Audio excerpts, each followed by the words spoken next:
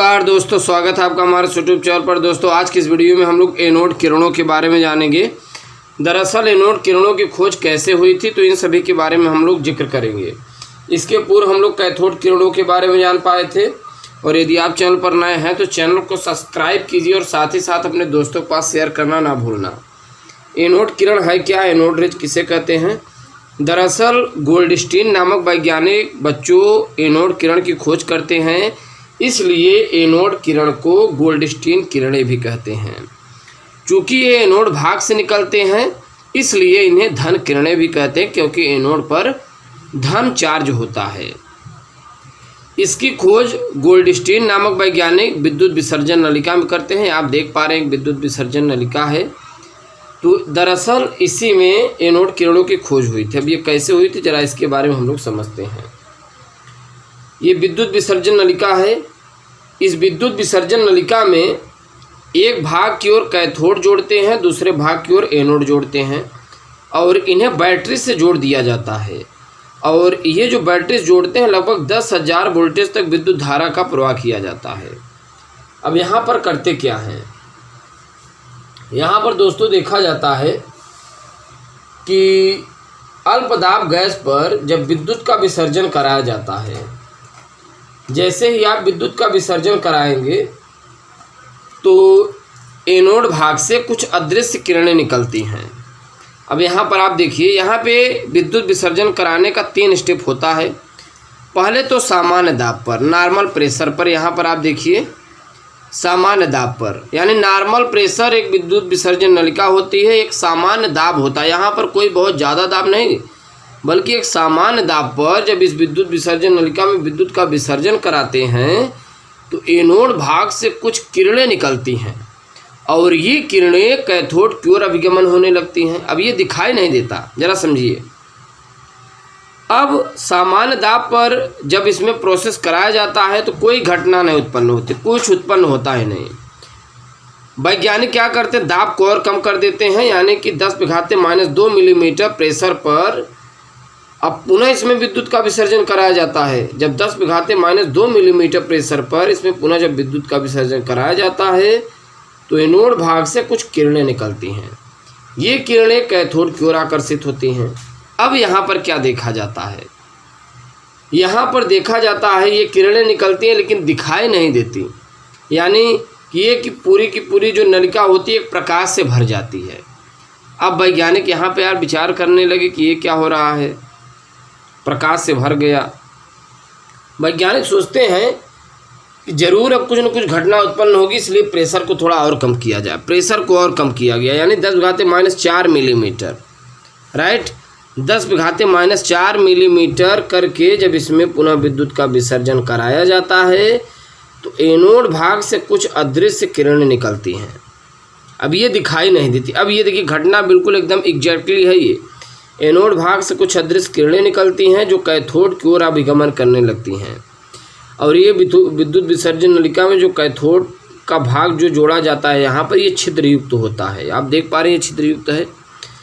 Anode से निकल रहे जो छोटे छोटे किरणें होते हैं, जो छोटे छोटे कण के रूप में होती हैं, ये इस छिद्रयुक्त नलिका को पार करके, आप देख पा रहे हैं ये छिद्रयुक्त कैथोड के छिद्रों को पार करके विसर्जन नलिका से टकराते हैं। जब कैथोड के छिद्रों को पार करके जैसे ही विसर्जन नलिका से टकराएंगे वैसे कि यहाँ पर रेड ग्लो उत्पन्न होने लगता है, यानी कि लाल एक कलर उत्पन्न, लाल रंग उत्पन्न होने लगता है। तो इस प्रकार से वैज्ञानिक विचार करने लगे कि यार जरूर एनोड भाग से कुछ किरणें निकलती हैं जो कैथोड की ओर आकर्षित करती हैं, कैथोड की नलिका से टकराकर एक विशेष प्रकार की चमक उत्पन्न करती हैं। तो ऐसे एनोड किरणों की खोज होती है, राइट। यहाँ पे आप देख पा रहे हैं ये जो विद्युत विसर्जन नलिका है ये वैक्यूम पंप लगा होता है। वैक्यूम पंप की सहायता से इसके अंदर प्रेशर को बाहर निकाला जाता है, इसके अंदर दाब को कम किया जाता है। पहले तो सामान्य दाब पर था, उसके बाद दाब को थोड़ा और कम किया गया 10⁻2 मिलीमीटर, उसके बाद दाब को और कम कर दिया गया। तो ये सब प्रोसेस होते हैं इसके अंदर जो कि उत्पन्न होते हैं। चलिए अब यहाँ पर हम लोग इनके गुणों के बारे में जानते हैं, इनके प्रॉपर्टीज़ के बारे में जानते हैं। इसके पूर्व हम लोग कैथोड किरणों के बारे में जाने थे, कैथोड किरणों के प्रॉपर्टीज़ के बारे में जाने थे। अब हम लोग एनोड किरणों के प्रॉपर्टीज़ के बारे में जानेंगे, इनके गुणों के बारे में जानेंगे। एनोड किरणों के गुण, प्रॉपर्टीज ऑफ एनोड रेज।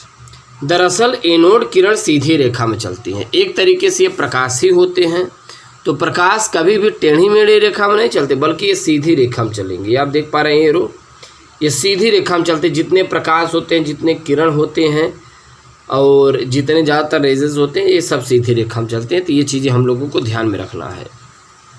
अब यहाँ पर देखते हैं सेकंड पॉइंट क्या कहता है। दरअसल सेकंड पॉइंट कहता है एनोड किरण छोटे छोटे कणों से मिलकर बने होते। छोटे छोटे जो बारीक कण होते हैं ना, उन्हीं से मिलकर एनोड किरण बने होते हैं। अब वैज्ञानिक ये कैसे रिसर्च करते हैं एनोड किरण छोटे छोटे कणों से मिलकर बने होते हैं। दरअसल विद्युत विसर्जन नलिका में इस दोनों भाग के मध्य की ओर एक पतली पन्नी की फिरंगी रख दिया जाता है। और वो फिरंगी होती क्या है, जब एनोड भाग से जब किरणें निकलेंगी तो कणों के रूप में होते हैं, और जब फिरंगी टकराएंगी इन कणों से तो ऑटोमेटिक ये राउंड अप करने लगते हैं, घूमने लगते हैं। तो इस प्रकार वैज्ञानिक सिद्ध करते हैं यार कि जो एनोड किरण होते हैं छोटे छोटे कणों से मिलकर बने होते हैं। अगर यहाँ पर थर्ड पॉइंट की बात करें तो वेग, यानी एनोड किरणों का वेग कैथोड किरणों से कम होता है। तो ये चीज़ें हम लोगों को ध्यान में रखना है। जो एनोड किरणों का वेग होता है, जो इनका वेलासिटी होता है, यानी कितनी तेज़ी से ये गति कर रहे हैं, तो इनकी वेलासिटी जो होती है दोस्तों, वो एक कैथोड किरणों से काफ़ी कम होती है। राइट, कैथोड किरणों का वेग बहुत अधिक होता है। इनका वेग बहुत अधिक होने के कारण जब ये उच्च गलनांक की धातु पर पड़ती हैं तो वहाँ पर एक्स किरणें उत्पन्न होने लगती हैं। अब अगला पॉइंट क्या कहता है। अगला पॉइंट कहता है कि विद्युत के क्षेत्र में ये ऋण प्लेट की ओर मुड़ जाती हैं। यानी कि अगर यहाँ पर चाहे अप डाउन में केनिवन कहीं भी अगर आप धन या ऋण प्लेट रख देंगे तो जो एनोड किरण हैं छोटे छोटे धनावेशित कणों से मिलकर बने हैं, ये क्या होते हैं, अगर एनोड किरण है तो ये ऋण प्लेट की ओर मुड़ जाएंगी, कैथोड किरण होंगे धन प्लेट की ओर मुड़ जाएंगे। राइट, तो ये चीज़ें हम लोगों को ध्यान में रखना है।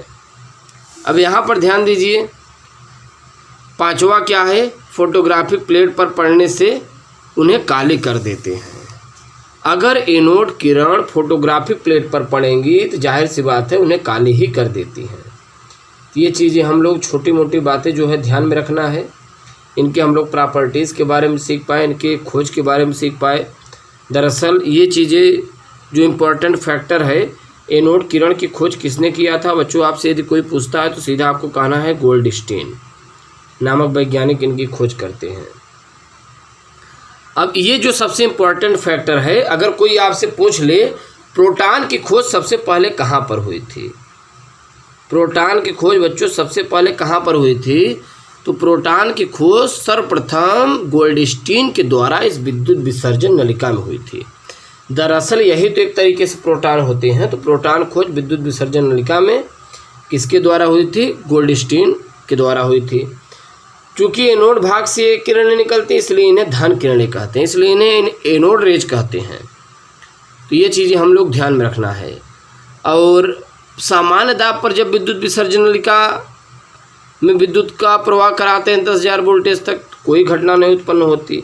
बट और जब प्रेशर को और बढ़ा दिया, कम कर दिया जाता है, यानी 10⁻² मिलीमीटर करके विद्युत का विसर्जन कराते हैं, तो तब ये देखा जाता है कि इस पूरी नलिका में एक विशेष प्रकार की चमक उत्पन्न होने लगती है। वैज्ञानिक विचार करने लगते हैं कि यार और थोड़ा कम कर दिया जाए तो हो सकता है कुछ घटना हो जाए। प्रेशर को और कम करते हैं, यानी 10⁻⁴ मिलीमीटर करके इसमें जब विद्युत का विसर्जन कराते हैं तो एनोड भाग से जो किरणें निकलती हैं कैथोड की ओर आकर्षित होती हैं, यहाँ नलिका से टकराकर एक विशेष प्रकार की चमक उत्पन्न होती है। राइट, ये चीज़ें आप लोगों को ध्यान में रखना है। प्रोटॉन खोज सर्वप्रथम विद्युत विसर्जन नलिका में गोल्डस्टीन के द्वारा हुई थी। इनके गुणों के बारे में हम लोग सीख पाए और इसके बाद अब हम लोग अगले वीडियो लेक्चर मुलाकात करेंगे। Thanks for watching, thanks a lot, धन्यवाद।